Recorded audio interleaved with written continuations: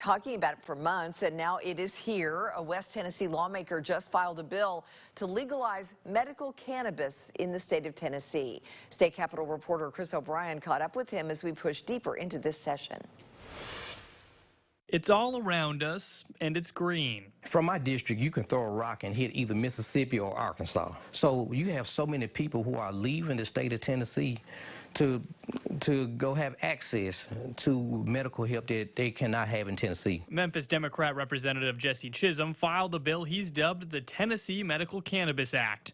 Though it certainly gets in the weeds of legal language at 47 pages long, the big takeaway if it passes: a person is not subject to arrest, prosecution, or penalty in any manner for the medical use of cannabis or providing or selling cannabis paraphernalia to a cardholder. Our state has spent millions and millions and millions of taxpayer dollars to enforce cannabis laws that are outdated.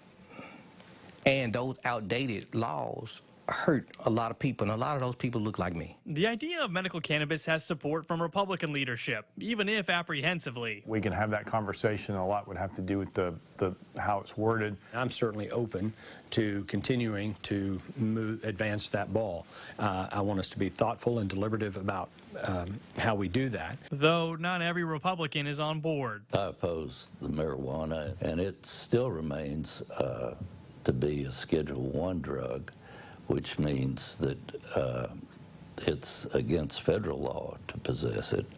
Now, that might change, but I'd still be opposed to legalization of marijuana. If Chisholm wants to pass his bill, or any medical cannabis bill for that matter, he knows he has a tough sell ahead.